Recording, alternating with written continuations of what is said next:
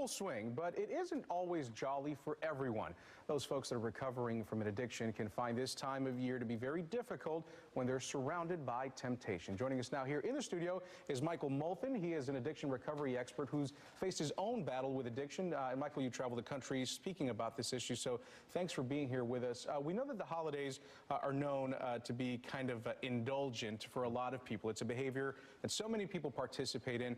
Tell me a little bit about this Bermuda Triangle of holidays that you use to describe this sort of a phenomenon that goes on. One word: fear. You know, fear is something that as an addict, we have a hard time processing. So it's the fear of seeing family, friends, and addressing people that we may have resentments towards, because resentment is the #1 offender. It kills us. Right, and the three holidays that we're talking about, when you call it the Bermuda Triangle, it's Thanksgiving. Yeah, Thanksgiving, Christmas, and New Year's. Right, and again, a time when people are sort of celebrating right now, so it's easy for these kinds of behaviors to flare up, right? Right, they can flare up, we can blend in, and it's a perfect time to also get clean and sober. They could also be a very great celebration for the new coming years. Sure. Let's talk about some of the signs that folks can look out for in this kind of behavior when it takes hold, of course. You say to look out for erratic behavior, telling untruths, people who are lying about things, as well as isolation. Are these some clear signs, and how do you address them when you finally do see them, especially in a loved one? Well, with a loved one is to address them and get them face to face with someone who's in recovery. Mm-hmm. You know, that's a great solution, is one alcoholic working with another, one addict working with another. It's powerful because we can relate to one another. Right. You know, the recovery is body, mind, and spirit. Mm-hmm. The disease is the complete opposite. We look bad, we feel bad, we're lying, and we're not making sense. You know, just a little bit ago, you talked about how this is also a good time to maybe try and get clean. So, I mean, maybe because we're getting ready to start a new year, you know, reset things. Is this a good conversation to have with someone who might be sort of at risk to these behaviors? Absolutely. You know, family is powerful, you know, and encourage the one who is suffering from the disease to reach, number one, get honest. Yeah. Reach out, ask for help. And then this time next year, it's a huge celebration. Sure. And just wrapping things up here, you know, you've talked about battling your own addictions as well. What kind of advice do you give to folks who are looking to take that first step towards getting clean? Is get honest, okay? We have a disease. Recovery is not about getting good. Recovery is about getting well. So raise your hand, ask for help, reach out to someone who is struggling with alcohol, who is in recovery, that is in the solution, that's not in the problem. Sure. Because it's very powerful, two addicts working together. And a real important conversation to be having right now during the holidays. As we mentioned, this is a tough time for folks with these addictions. Absolutely. So thanks so much for chatting with us and for bringing some light to this. Thank you. Gilma? Thank you, Ken. Are you ready? I'm ready. Are you ready? I'm ready. Gather round, gather round, gather round, clowns.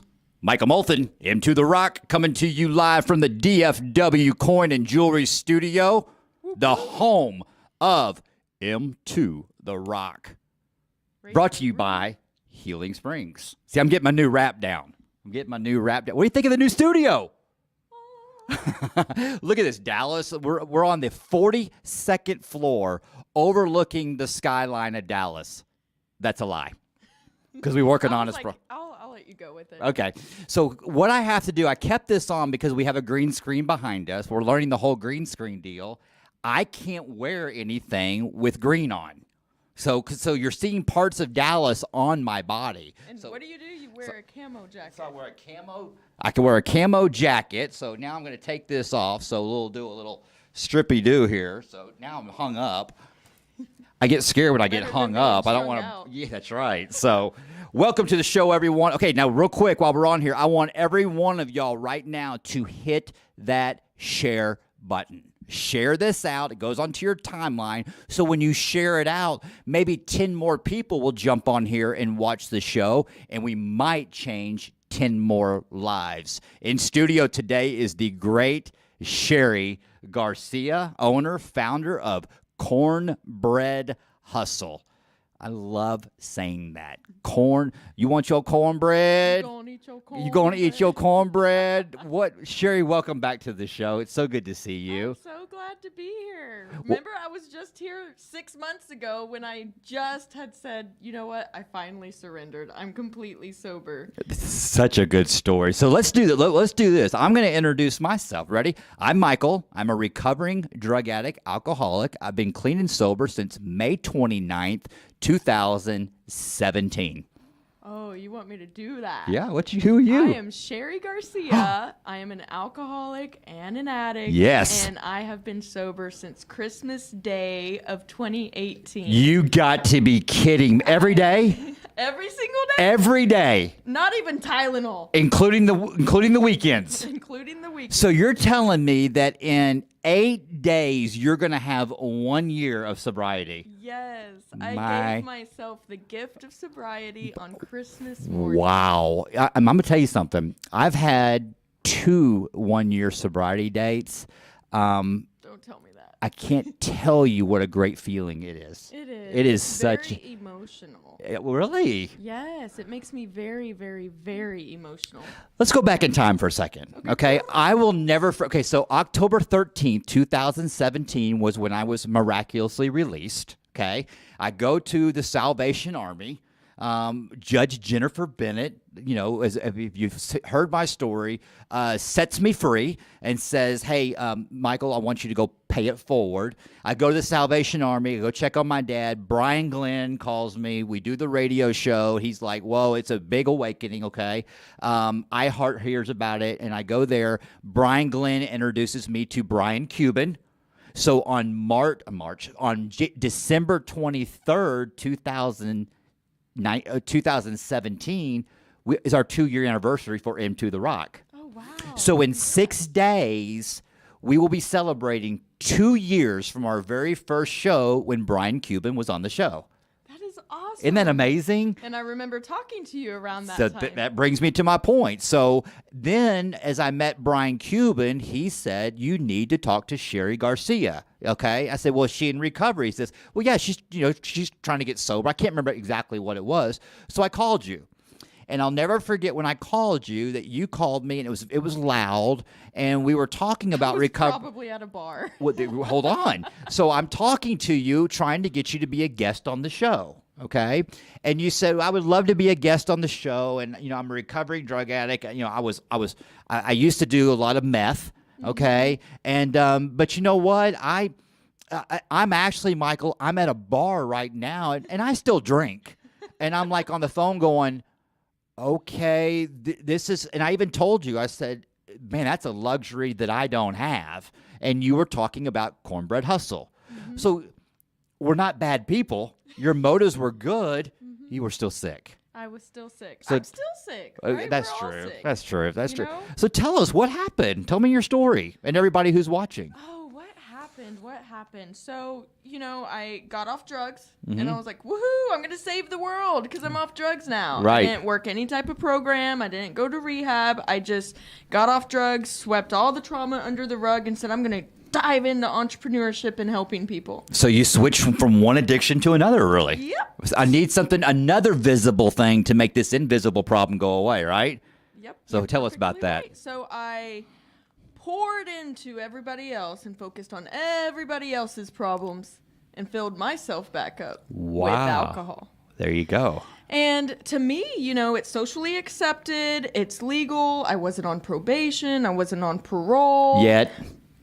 Yeah. Yep, that's coming. Yeah. And I just thought, you know what? I'm helping all these people. I'm busy. I'm working. I'm an entrepreneur. So I'm going to have fun in the evenings.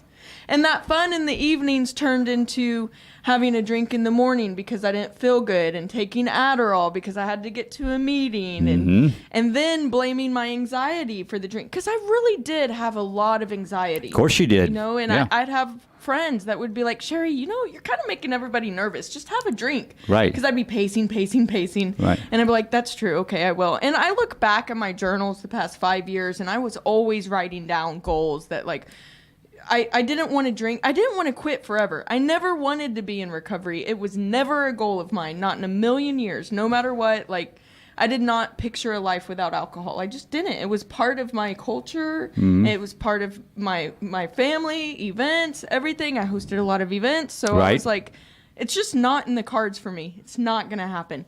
And you and I are having these conversations. I mean, you and I in passing and talking on the phone and stuff like that, you know, and I do appreciate your honesty, because you're like going, this is going to be, y'all hold on to this story because it gets even better. You know, it's kind of like, you know, basically what you're saying is like, I don't think I'm ready yet. You know, that's basically the message that was coming across to me. You know, I was just on the phone with you and I was like, wow, you're hardcore. Like, you don't do anything and you're in recovery, and I could hear it in your voice. Remember, that's 2 years ago, so you were new in recovery. I think you were only about 6 months yourself. I was just coming up on a year. That's correct. I was. You were like, yeah, serious, and I was like, maybe I might be a bad influence on this guy. Yeah. Because I don't do meth, but I'm down to party. You know, I'm down to drink a little. And I don't want to crash his party. So. And probably, you know, you might have put a mirror in front of me, and I didn't want to see that mirror, you know, so it just wasn't a fit at the time. Right. So I continued on with my life and developed this program, and while I was in my disease, I still successfully did a lot of amazing things, and I helped a lot of people. And I think a lot of us can relate to that, because it's like, listen, I am a functioning alcoholic. By the way, M2 is going to say this right now. Are you ready? Y'all quote me on this, and y'all can put my name in your mouth. You ready? There is no such thing as a functioning alcoholic. Okay? That's the same thing as saying I'm half pregnant. There's no such thing. That is the disease trying to justify that it's okay for me to drink. And some people say it like it's a badge of honor, too. Yeah. I used to. I'd be like, well, I'm a functioning alcoholic. Like, it's almost like, woohoo, give me a badge because I'm able to drink good. So for me, so here it is. So when I was drinking and drugging, it was medicine for me. Yes, I could perform. I could get things done, okay? But what happened is that over time, my consequences, my problems that were created from drugs and alcohol. So when those problems were created by drugs and alcohol, guess what my solution was to make those problems go away? Drugs and alcohol. So over time, this cycle happens, and my consequences became my now. Exactly. It became my now. And that was me. So as a successful entrepreneur helping others, check engine light comes on. Ooh, I like that. Right? Check engine light comes on. And without checking, lifting the hood, or seeing what's going on, I like this. I turn the check engine light off with alcohol. With alcohol. And so what happens when you continuously turn the check engine light off without checking what's going on? Over time, you're sweeping things under the rug. I like and this. And the pile's getting higher and higher and higher. And you wake up one day and you're like, holy shit. Yeah. Why haven't I done anything with my life? Why don't I have money in the bank? Why is the bank going negative? Why do I not have a house yet? Why am I late on my car payment? And you're like, okay, let me have a drink. I deserve it because I'm working so hard and all this stuff is falling apart, right? Right. So now... So I might be living a lie? Might just be living a lie, okay, you know? go ahead. So for me, you know, it took me a long time to decide to get into recovery. I was about 6 months sober before I decided that I was going to do this for real. I did get a DWI, which was pretty shocking for somebody who's helping people come out of prison. Yeah. So as the founder of a staffing agency for second chances, here I'm on my 1400th getting arrested again in the back of a cop car. Yes. And that didn't stop me. Nope. That didn't make me think I had a problem. 27 mugshots. Keep going. So I just justified it as everybody drinks and drives. I just happened to be caught, and Right. it's just unfair that I happen to be the founder of a staffing agency for second chances. Yeah. I mean, the things that we'll do to justify our behavior. So Constitutionally incapable of being honest. yes. Right? So I had to get that nifty little breathalyzer in my car because the state did not think I would be trusted enough to drive sober, and they were right. Right. Do you think I still thought I had a problem? No. Now I just had something that was annoying in my car that I had to pay $100 a month to keep. So Right. I was like timing it out, man. How many drinks can I have before I have to blow into this breathalyzer? Yep. And how can I still had to make it priority to get to the gym at 6 a.m. Right. So this is what we do. It's kind of like people who live off the government. They'll work so hard to figure out ways to take from the government instead of just getting a job. That was me drinking. I found every single way. I'll do this diet. I'll go to the gym at 6 a.m. I'll drink on these days only. I'll do this. As long as I'm not waking up and drinking, I was controlling every little way that I could. Right. The surrendering, when did that happen? So I read a book called, you know what actually happened? Somebody on Facebook Messenger reached out to me and said, Cheri, I just want to check on you. When I talked to you on the phone today, you seemed pretty wasted. And it sounded like you were at a bar. I'm just hoping you didn't drive home. Right. I drove home. Right. And this, and I read it. Nobody, if you can believe this, and this is why I felt like I didn't, you learn who your real friends are, and you end up finding really supportive people in your recovery because you just change your environments. Nobody had ever reached out to me and said they were concerned. I was always hosting parties. I was always giving things. And so I guess maybe it just, I don't know. I just don't understand. But it was almost, it's that personality that I can relate to, that my greatest gift as being a people pleaser became my worst asset. Yes. Okay, it became a character defect for me, because what I was doing is I was filling that void with trying to be a people pleaser, trying to live a lie, keep all the plates spinning. Right? It made it it's so tiring. much worse because me being hungover the next day meant calling everyone and people pleasing hard because I couldn't remember what I did the night before. Oh, come on. I want to make sure people like me because I hate myself. Yeah. Maybe if I get everyone else to like me, I don't have to work on trying to love myself. Right. So a guy randomly reaching out to me saying they're worried about me embarrassed me. Okay. It embarrassed me. I was like, whoa, somebody's messaging me saying they're worried about me because I talked to them on the phone. How dare you? And this was me. I woke up in the middle of the night and read that message and was like, because I had come home and passed out. Right. And I downloaded a book, and it's the funniest book because it's still me trying to avoid that I might have a problem, called Control Alcohol. Right. I wanted to control this thing.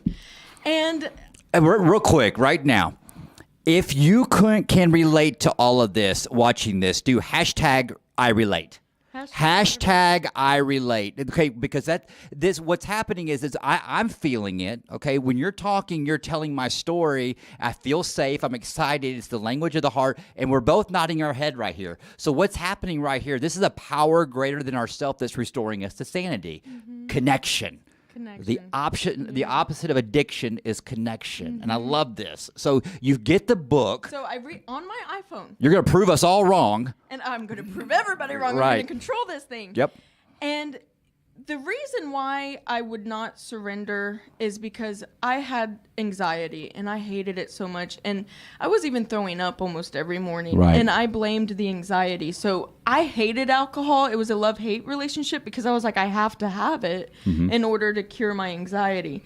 In the first few chapters, it started talking about how alcohol causes anxiety. And I was like, I stood up. I think I was half naked. I stood up in my room and I was like, scratched my head. And I was like, so you're telling me that I've been causing my own anxiety? Like, it took that. That's it. Yeah. Self-awareness and education is all it took. That is it.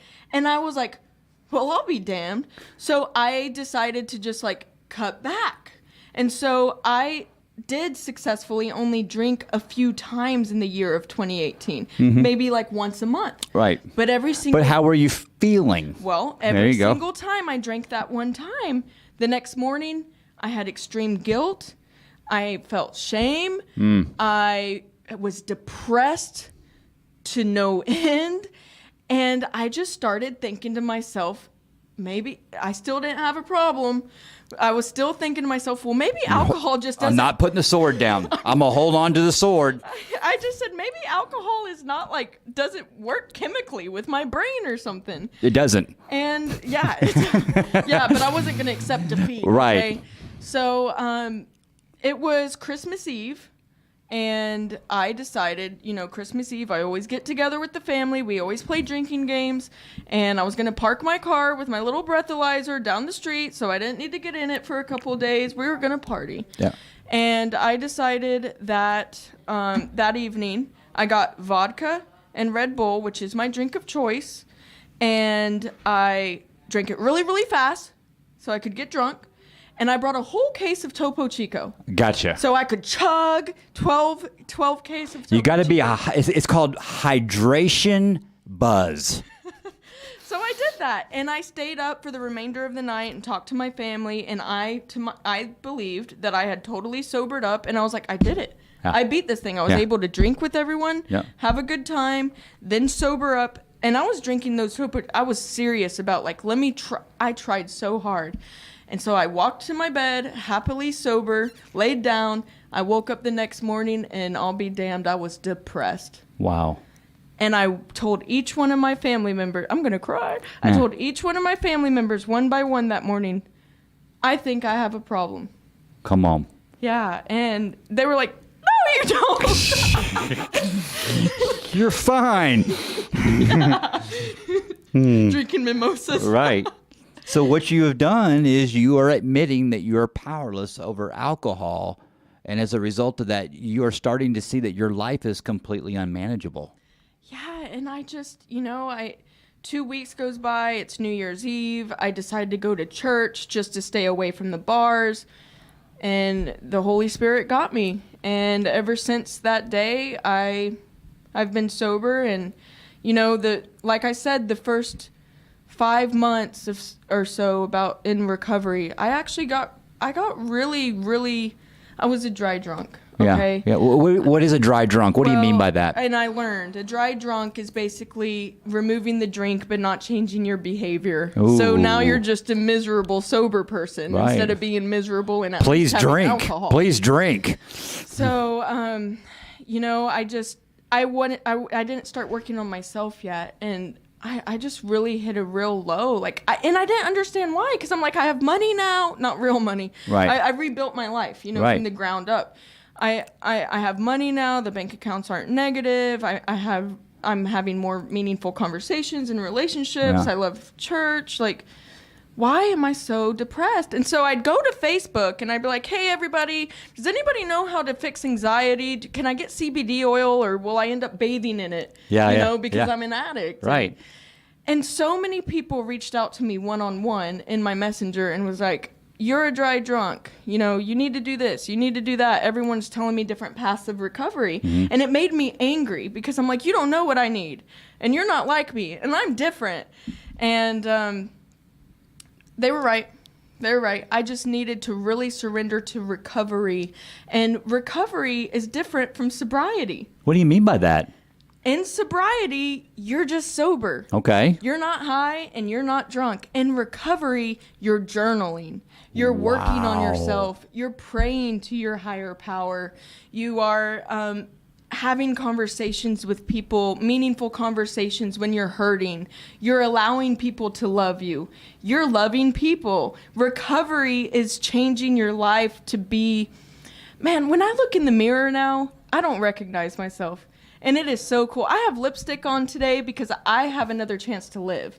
And I put that lipstick on Wow. because I'm like, and everybody has been asking me lately, like, dang, do you have a hot date tonight? I'm like, with myself, because I that's have so another good. day to live, That was not me when I was drinking. No. That was not me the first 5-6 months of recovery. It wasn't recovery. I was Right. just sober. So it's just, I think of some of my peers, and I think to myself, you never want to shove anything down anybody's throat. Mm-hmm. You just want them to see your life, and hopefully they get inspired, because I hated people that tried to shove the shit down my throat. Right.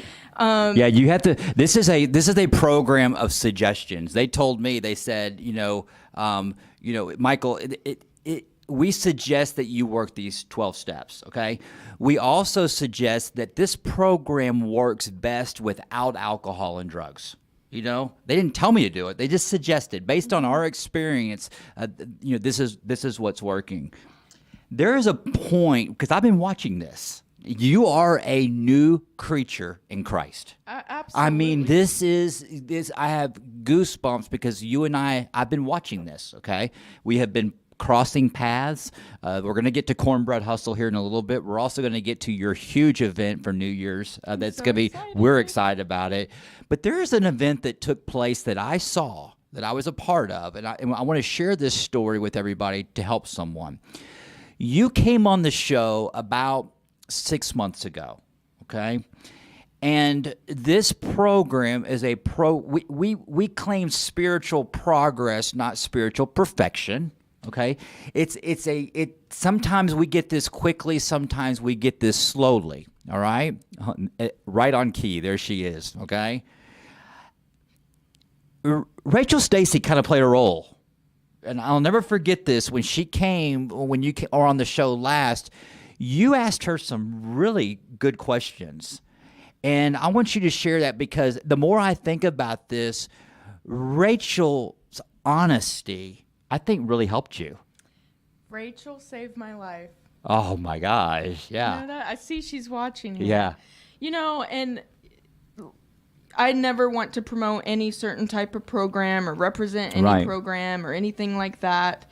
But you know that I do work a certain program, and it has changed my life. And it was Rachel who I was talking to, and you witnessed it. I did. I asked her. So I was the type of person, and I asked a lot of different women this, if they would be my quote unquote sponsor for my recovery. Right. But I'm not going to do all the stuff. Right. Just give me, just tell me what I need to do. I'll pick and choose what works, what doesn't. I still was not ready to surrender. I still was controlling this because I was sober. And let's tell the story. So for the newcomer, walk them through this, because this is a beautiful story, because this is real talk. She said, okay, I'll help you, but I'm going to ask you one question. Are you willing to do whatever it takes to be sober? I said, well, I don't want to answer that question because I don't know what you're going to make me do. And she was like, I want you to call me every day. And I was like, yeah, not happening. Okay. Not happening. Absolutely not. I don't call anybody every day. It's not going to happen. So I just gave Rachel the big FU, and not in a rude way, just like, hey, you're cool with what you're doing over there. You're psycho. You're like a little bit like, and, you know, we ran into each other later, and she was so happy to see that I've come around, and she really, it's because of her, you know, because she planted that seed, but I wasn't ready. Right. You know, I just wasn't ready. But watching her, how happy she is. She's still and I kept telling her how different I was from her. Mm-hmm. And how I don't need to do a bunch of things because I'm different. But then being like, oh, she does work in bars. Mm-hmm. And play, she's like a businesswoman too. Mm-hmm. And I'm like, wow, but she looks happy. Mm-hmm. She looks really happy. Mm-hmm. She's glowing and she's beautiful. And I was like, am I willing to do whatever it takes? I only became willing to do whatever it takes when it was either suicide or live. That was my only two options because I was that miserable. I realized that the answer to doing whatever it takes was no, and the only last answer was to be off this planet. Yeah. And when I got there, I was like, maybe I should say yes to that. Yeah. Maybe I should let go of control for once in my life and just, I mean, how hard did I work to fight I love alcohol that much. Yeah. I love it that much that I was willing to go through all of these things just to avoid giving it up. Yeah. If that's not a problem, you know, and there's a lot of us out there that are like that. Even people who, you can't say who has a problem and who doesn't. You don't know what happens behind closed doors, right? But there's people, even the seemingly normal drinkers, you know, that talk to me and they're like, I don't know how you do it. And they'll say, like, I only drink a couple of times a year, but there's no way, like, forever. And I'm like, stop asking me that because I don't know, just today, you know? Right. So that was such a great way you delivered that, because you know why Rachel said that to her, said that to you? Because that's what was given to her. Mm-hmm. And Rachel told me, she goes, I see so much of me in Cheri because she did the same thing. And I think we all did. Everybody that's hashtagging I can relate. Listen, it's that complete surrender. It's scary. It is a scary deal to completely surrender and do it, but the seed was planted. The seed was and you were planted. watching, and you were willing to watch, and some of us get it quickly, some of us get it slowly. And so today, from that point forward, in those 6 months, tell me about this, that your spiritual awakening is you're helping me. Like today, I want what you got. You've got this spiritual glow about you, and this movement, and the way you talk, and you're so transparent. I mean, this is Cheri Garcia that calls me on the phone, and we're talking, and she's like going, "I've got no money." No money, and I just know God's going to handle this. And then you call me the next day, you're like going, "You're not going to believe what just happened." Oh, all the time. I have full. I work for the Lord. That's my boss. I work for the Lord. Absolutely. I go. I've seen so many changes in myself that sometimes I'm like, the Lord is working through me. This is so weird. Do you find it's weird that you're? So I say this all the time. I said, recognize I myself. can't believe I'm talking like this. Yeah, you do that? I was in church on Sunday, and a year ago in church, when they call everyone up to the altar and we'll pray for you or turn your life over to God, there's no way I would even walk up there, even though I needed prayer big time. I was sick and I was suicidal and everything. But this past Sunday, something happened. You just do things and you're like, who am I? I walked up when they said, does anybody need, any prayer? Walk up to the altar at the end. I walked up and a couple said, what are we praying for you for? I said, I just came up here because I want to pray in agreement of how great God is. And I'm so blessed. And they were so stunned. They were like, you don't want us to pray for anything? I said, no, that this just continues and that my relationship with God stays strong. Because I believe in God so much and the power of prayer and being in agreement with another person, especially a stranger, that I just wanted to give God thanks. That's it.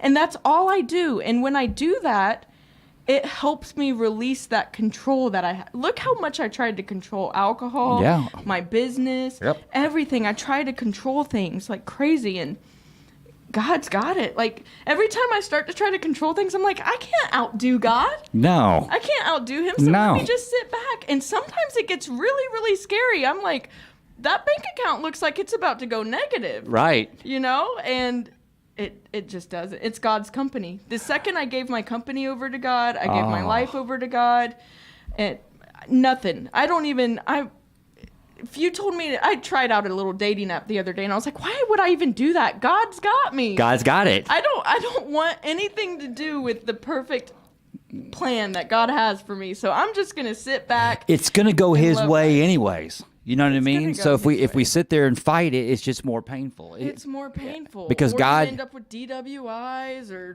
bad relationships or whatever if you're trying to control it. So, I'm fired up about God, but I try to never push God on anybody else. I just say what he's done for. I have to give God the glory. And if anybody's been following me on Facebook or Instagram or anything through this whole time, like the changes that have happened in our life and how our company has grown and things that have happened are nothing short of a miracle. And we're going to get to that. With Cheri Garcia, Cornbread. Oh, there she is right there. So Rachel Stacy just chimed in. You sound like yes, she does. You sound like a completely different lady. Oh, my God, you're making me cry. I tell you what, I feel the Spirit.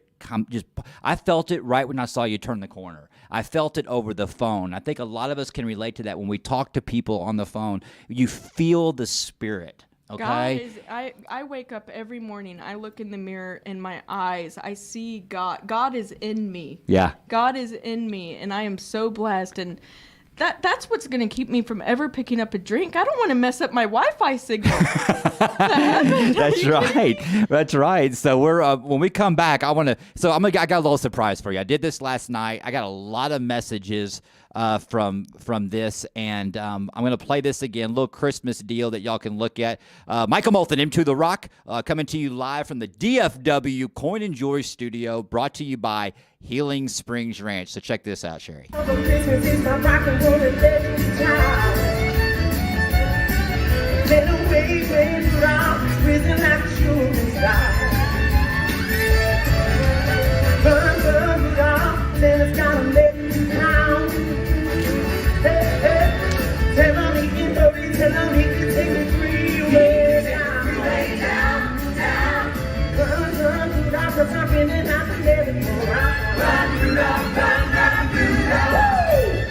How you guys doing?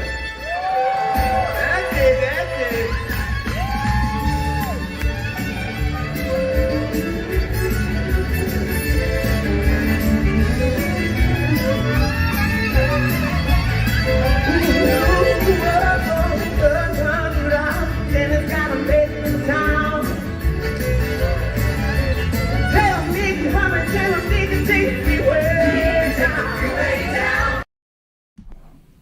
There she is. There she is. A little surprise for you right there. We played that last night with Cheri Bentley Hill here in the studio, bringing it. So that's yours truly, the great Rachel Stacey. And we're going to talk about your New Year's party that you're throwing coming up, obviously on New Year's Eve, and we're going to be there. We're gonna do everything we can to be there. We will be in town because I know that she's got a concert in Houston. She just told me today we're leaving the 3rd. We'll be gone the 3rd and the 4th.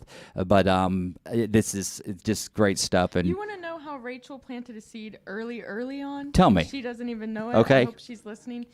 I was at Anika Cooper's recovery talent. Recovery's Got Talent. And I'm glad you said that. Anika Cooper live here this Thursday night. So Recovery's Got Talent. Yes. And I was sitting in the audience at 1 month sober. And you came out on stage and you asked everyone who was 30 days or less sober to stand up. And do you think that I stood up? No. No, I wasn't ready. I was embarrassed. I was like, no, people know me. What they're going to be like, whoa, she's only 30 days sober. Did she relapse on meth? Right. Or what's going on? Right. So I didn't stand up, but I cried the entire night because 30 days sober. That's huge. Huge. Because, I mean, that's, wow. Your emotions are out of whack. Yeah. And Rachel, I think it was the song Shallow. Yeah, she opened her and Joe Nestor. And Lady Gaga is like, oh, I love Lady Gaga. And I just had tears going down my face. And I just couldn't believe somebody so beautiful and talented was for real sober. Yeah. Like for real sober. And it was that moment that I was like, I want to be like her. That's so cool. I want what she has. I know I won't overnight get a good voice or learn how to use a violin or a fiddle, but I wanted that glow. I wanted that spirit. And, I just never forgot about that night. Yeah. So Rachel, it's almost like God sent Rachel into my life to plant seeds at little moments.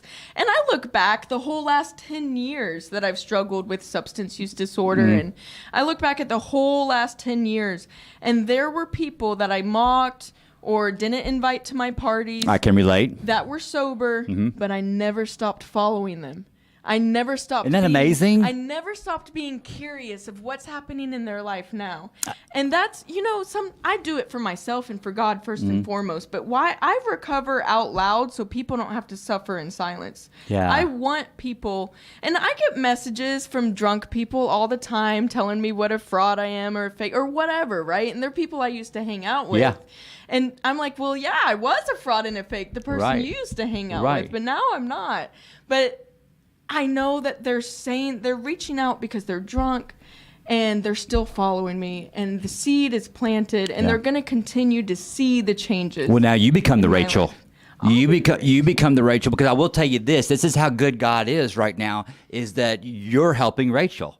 That's how this works. You're helping a lot of women and men out there that are watching this show, because I promise you, everybody can relate to you right now. I can relate to you. I mean, this disease, it's cunning, it's baffling, it's powerful. This disease speaks to me in my own voice. You got 30 days. Don't you dare stand up.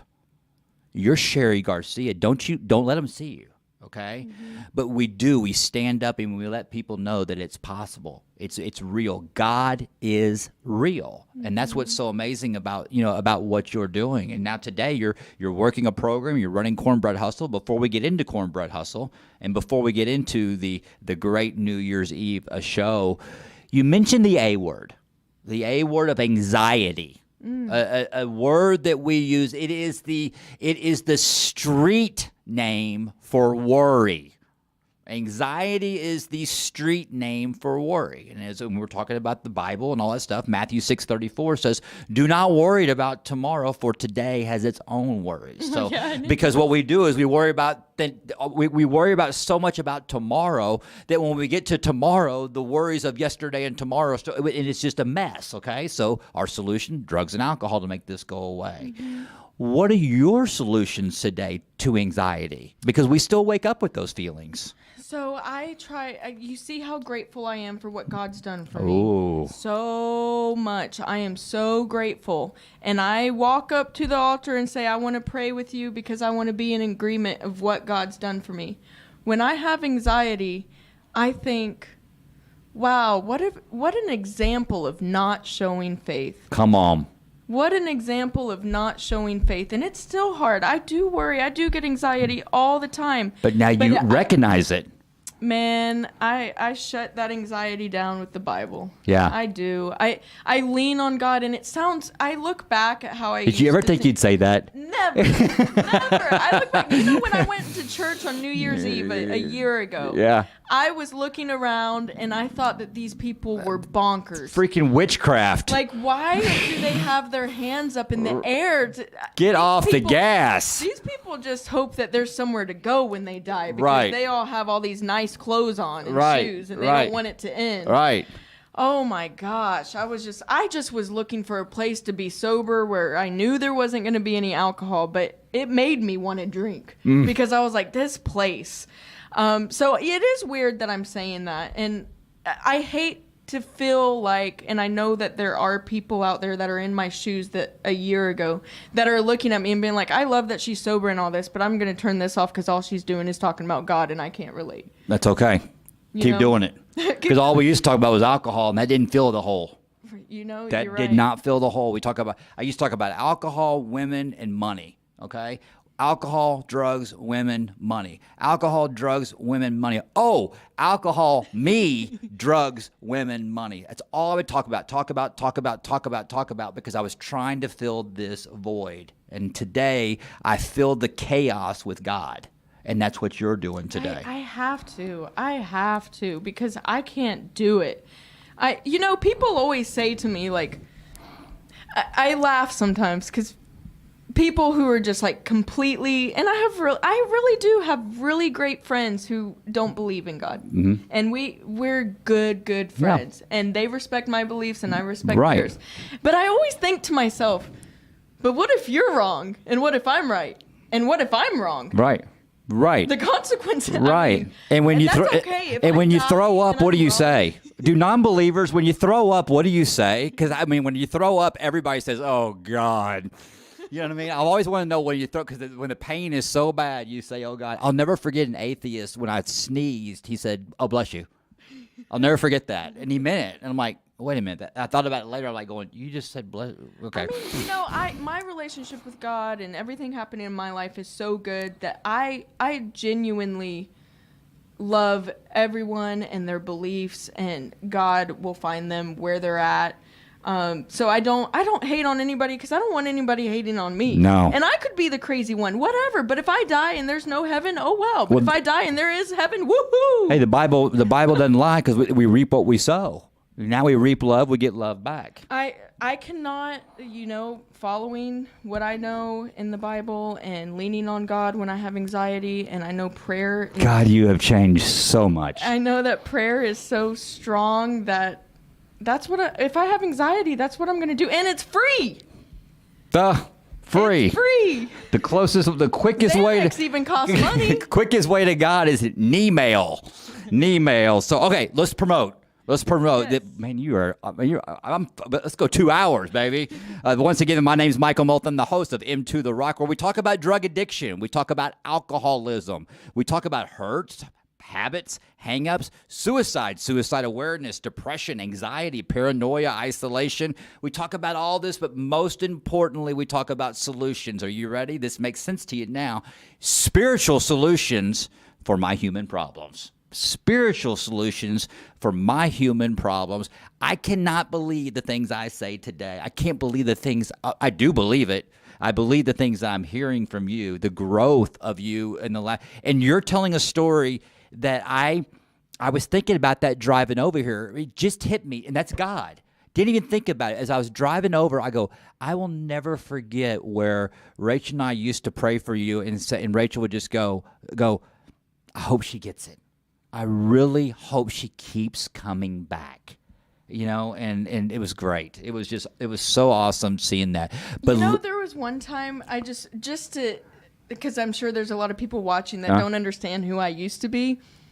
I had a book, a curriculum for people in prison, and one of the groups in one of the prisons said I need to just add God into it to get it into the prison. I said, not no, but hell no. I'm not putting God or religion into my curriculum because I don't want to offend the people who don't believe. Right. And I don't even know if I believe, so Right. I can't promote something that I don't believe. Right. So that was me. Right. That was me. So I don't just jump a bandwagon and start promoting something because it feels good, or I think people want to hear it. Oh, that's cool. That's Randy Smoot at the Home Office, Gangway Advertising. Thank y'all so much for everything that y'all do. And I didn't mean to cut you off, No, but that's this fine. is I was this. going on a rant. No, it was really a great rant. But I want to get, because what you're talking about, I want to get into it. Curriculum, okay? Curriculum for what? So within 4 or 5 minutes, Cornbread Hustle. What the heck is that? So Cornbread Hustle, we have a staffing agency for second chances. I had written a curriculum. Yeah, help people get a job and help people become entrepreneurs. But just like myself, I was trying to help people just fix everything on the outside. Right. Nothing on the inside. Right. So today, completely different. I'm really big about working through the inside out. Of course, Cornbread Hustle has grown tremendously. We have contracts with Fortune 500 companies, publicly traded billion-dollar companies, real companies that Yes. we're talking with leadership on changing their hiring policies. That would not happen if I was not sober and I didn't have God try to tell me something else. It didn't happen. Right. It would not happen without Right. sobriety or God. So another thing that's really, really crazy is I always had events. That's your deal. You are an event coordinator, planner. I always had events. Yeah. And so this whole entire year, I could not throw an event because I didn't know how to throw one without alcohol, and I had to recover. I had to recover. But I started to get really antsy, feeling bored. Is this what recovery gave? This is just recently, something I struggled with. Yeah. Is this what recovery has to offer? I go to church and pretend that I'm having fun because I'm not. I'm not always having fun sitting in church. I'm going to be real with you. Right. I mean, I need to get on the dance floor and shake right, my butt. right, All right? right. I'm changed, but I'm not that changed. Right. So I decided to have, and it's scary to me. I'm scared I'm going to be the only person there on the dance floor. And you know what? If I am, then I'll dance. But how big's your God? How big's your God? Yeah. So I ended up. Talk about turning lemons into lemonade. Remember the breathalyzer I had on my car? Yes. Smart Start. Smart That's the Start. company that I paid them. I paid them a lot of money. Yep. I think a lot of us have. I marched into their office and I said, "Look, I'm almost a year sober. I was one of your customers, and I want to throw a party for people like me. SoberNYE.com. Sober party, New Year's Eve. There's DJ, there's food, there's mocktails, there's gonna be a bartender, everything the same." So let's talk about what's a mocktail. It's you want a margarita without the tequila? You want a Moscow Mule without the what goes in Moscow Mule? I don't know. Even know. Grass and weeds. That's all I see is like plants in So it. just non-alcoholic drinks. Isn't that But right? The Moscow Mule has got a bunch of leaves and stuff in it. I think it has mint. Is it? In Okay, it. same thing. I don't know. I don't know. never knew. I just said, just Right. give me whatever you give me, Right. and I'm drinking it. And I've learned, because I've done a lot of mocktail type experiences, Mm-hmm. none of my own, and you have the drink in your hand, and people are there, and the conversations are so much better. And everybody remembers Right. everything, and it's great. And you know the best thing about a sober party? What's that? Anybody can hit on anybody because you have something to talk about. Yeah, Anybody absolutely. can hit on. I was at this one bar in Austin, the Sands Bar. You just posted a picture. Yes, they're providing me some recipes for Okay, the party. okay. So I was out there because I was like, I gotta see if people actually come to this stuff. Because I'm the party thrower that has free alcohol all the time. So I'm like, how am I gonna throw a party without alcohol? So I went there and the place was packed, and I was like, wow, this is encouraging. And I would see like anybody go up to anybody, whether it was a girl going up to a guy, whether it was the nerdiest guy in the room going up to the hottest girl in the room. He was like, hey, what's up? How long have you been in recovery? And they're chat. Wow. And I'm like, Connection. Okay, connection. And Yeah. we all have the same comment. I mean, when you have something to talk about that you're in common with, then it's a great event. It's a great party. So I'm trying it. I'm doing Well, it. you're excited, and we got the event out there. We're going to, starting today, we're really going to promote this. We've got John Edmondson from Healing Springs Ranch. It's going to be on the show tomorrow night. We're going to be talking about ETT, treatment for trauma. So we'll be promoting the sober show. I mean, not sober show. This sober New Year's Eve, NYE. SoberNYE.com. Do you know what I should do? I should give everyone a free ticket that's watching. Right There's now. the camera right there. So if you go to SoberNYE.com, just put in the promo code HUSTLE. Whoa. All big words. All right, Smoot Dog, put that in there. M2 The Rock, the world headquarters. Right. So the code word is what again? Say that again. Hustle. Hustle. In all caps. Hashtag And hustle. You will get a free ticket. There you 'cause go. I want to see all of you there. Thank you to Smart Start. Smart Yeah. Start. Come on, Smart Start. I would Oh, ding. I would have never thought the company that I had to put in my car and pay them $100 a month to blow into my car to get it started. I would never. I feel like I'm making friends with the enemy. That's All right. God. I mean, God's I could not have done. Throwing a party for sober people is not cheap because you got to do a lot of extra stuff. Right. All my other parties, the bars just said, yes, I know you're going to bring a whole bunch of people and they're going to spend money. The venue's yours. This time I had to be like, all right, maybe I need to get a wedding planner or something. Right. Right. Right. I got to figure out how to make this really fun and really great. We have DJ Kelly Hooper. Okay. She's in recovery. She's Oh, that's about to so come good. up 2 years in recovery. Wow. So she's come in. Okay, and so she's give helping me her information when we get done, so I can call her. Let's try to get her in here before before. we're gonna try. We're gonna try. So we get her in here before the show. Let's hear her story. That would- you it's know, a good one. You know the great thing about what you're talking about. Okay.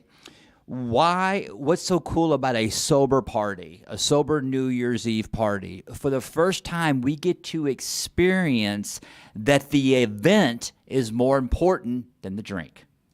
See, our whole life when we're in this disease and that mental obsession and the disease is active, the drink was more important than the event. Okay? Do they have alcohol there? No, I'm not going. Or we drink before, we hide it, we sneak it, we're doing everything we can. Hey, let's go to the bathroom, whatever, all the stuff that we would do. It was a full-time job to try to stay medicated. And if we couldn't drink, my personal experience, if I went to an event that did not have alcohol and I was doing it for the wife or somebody, I was miserable. I was taking everybody's inventory, did not want to be there. I was a jerk. And wow, I'm not that guy today. So, but I went out Sunday night. Uh-oh. DJ Kelly Hooper invited me to one of her crazy parties, and it's another girl in Is sobriety. this the one where you had the paint on your face? Yes. Okay, that was a cool picture. Half-naked people everywhere, glow party, DJ, confetti, bottles popping. I stayed sober, And I enjoy the music, the sounds, the people, the lights. I mean, in sobriety, everything somebody just said on here, Cheri, you look so happy. I am. You are. So happy because my senses are back. I Right. feel things. Right. I see things. I have connection. I made Christmas cards and I'm sending them out. Right. But I did still, out of habit, leaving this party, go to Taco Bell. Just doing have you heard my Taco Bell story? No. Okay, so my Did it Taco end Bell. up in the bathroom? First of all, I got to give a shout. Look who the great Brian Glenn. Brian Glenn watching, chiming in. The great Brian Glenn. We love you, Brian Glenn. And if y'all haven't checked him out, go to his Facebook, Instagram. My man, Brian Glenn's the guy who God used him. Look at this. Look at this. He started 2 years ago, Brian Glenn, on December 23rd is our 2-year anniversary for M2 The Rock. So anyways, I got a message on Facebook Messenger from the staff at Taco Bell on Mockingbird and 75 congratulating me on my sobriety and congratulating on my release from being incarcerated, but they missed me at 4 o'clock in the morning every single night coming through and entertaining them at the drive-thru. That is hilarious. You know you're an alcoholic when Taco Bell is messaging you, congratulating you on your sobriety. That is True story. So it is. It's fun the day that we get to laugh in sobriety, and I tell you what, Cheri, as we're wrapping the show up in the last 3 minutes, and in all seriousness, and you just brought a beautiful story. I want to invite you to come to Healing Springs Ranch and share your story for the clients there, especially the women. I would love Women work with women, men work with men. And I know Rachel's gone out there and shared her story, and it saves lives, and it changes your life as well, okay? You said you've never been to treatment. I was going to say, tell me. Okay, so that's where I feel cheated. Okay. Not because I have to. I want to go to rehab. I got sober. Well, you're going, and you get to go home, too. Yeah, I got sober, and I did this whole deal while trying to start a company, while managing people, while being public about it, because God spoke to me and told me, you need to tell people now. I wanted to wait till I was a year sober because I'm a control freak, and I have an ego. Right. And I wanted to You qualify. Hey, everybody, I'm a year sober now. Let me tell you how it went. Right. Instead, I said, let me tell you what I'm going through. Right. You're not alone. What'd you say earlier? Sobriety is journaling? Recovery. Sobriety is different from recovery. Okay. Sobriety is not being drunk or high. Recovery is journaling, talking to God, making new friends. I like that. Recovery is a whole different. Recovery is where the love is at. Recovery is where the change is at and the transformation. Sobriety is just. Sobriety. There's nothing good about it besides not getting to be drunk and high. Yeah. And not being arrested. Yeah. That's the only good thing about sobriety. You're not getting arrested, and you might keep your marriage together. Oh, I love it. Recovery is where you rediscover who you get to learn who you are. Oh my gosh. I wake up every morning. Whenever you were 12 years old and you're going to the school dance and you're partying all night, you're drinking Cokes and you're eating all the food and you're flirting with the boys. When I was 12, I was actually drinking and huffing airplane glue. But go ahead. Oh, yeah. I mean, I did some pretty bad things too. But, when you're laying on the bed and your legs are kicked up in the air, that's what I feel like. I feel like I'm a kid again. You feel free. Discovering the world and learning who I am. Yeah, you are. You're a child of God. You're a child of God, and that's what freedom is that spiritual connection, that spiritual freedom. Cheri Garcia, Cornbread Hustle, live in studio here. What a great show. Once again, it flew by. We are at the bottom of the hour, but real quick, Cheri, there are people out there that are suffering. There are people out there that are hopeless, and there are people out there that's like, it might be easy for you, but I can't. You've been talking about God. What is something that you can tell someone right now who is struggling with alcoholism, addiction, depression, hopelessness? What is something that you can convey to them? First and foremost, I would say you don't need God to get sober, but you need to be sober to find God. Ooh, I like that. I truly believe that because I had to get sober. My Wi-Fi antenna had to be fixed. Oh, right? I like that. Yeah. And so I couldn't hear the Holy Spirit speaking to me. I couldn't have a connection with God while I was still drinking. Mm-hmm. But if the God thing scares you, take that all the way to the side. If you feel, at the end of the day, if you just feel like you've ever said to yourself, I'm gonna drink less. If you've even just said that to yourself, right. I'm gonna drink less. Right. Or if you've ever Googled how many drinks does it mean a week if you have a problem, then you should probably just try to take a break from it. Dry January's coming up. Yeah, that's right. Dry January is coming up. Try to do a month without drinking. That's what happened to me. Right. I got that breathalyzer in my car, and it made me realize how much I drank before because I couldn't. Right.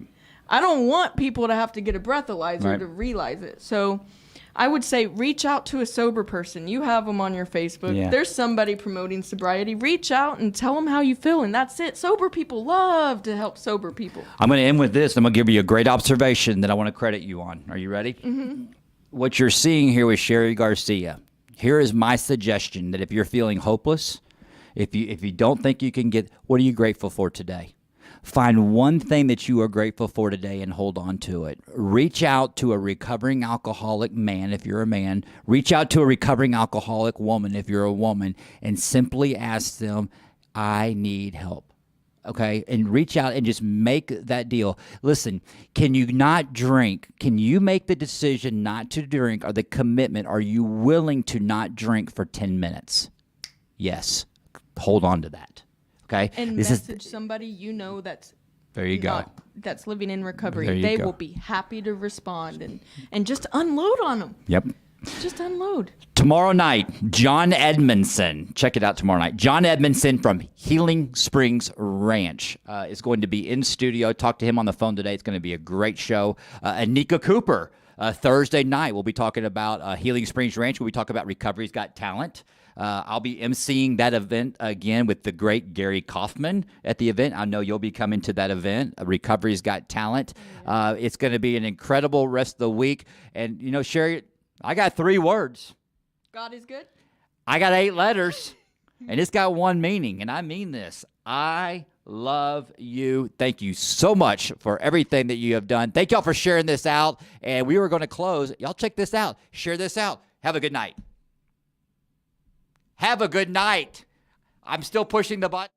Healing Springs Ranch is designed for people that really want to come and do the work, and not just work on their addictive behaviors, but going deeper and finding the underlying issues and sharing them, and oftentimes for the first time sharing them out loud, kind of dumping out everything that's holding you back. And in the process, what we try to do is nurture and heal that particular wound while they're here. We really wanted this to be a transformative experience for people, not just a drying out place or a place where they go and check off a box. We truly wanted this to be an opportunity for everyone to take a pause in their life and figure out what they need to do to go live their purpose. So we're very passionate about folks finding purpose and meaning to why they exist, and finding ways to utilize that purpose and meaning for them to go on and actually have a more successful and happier life.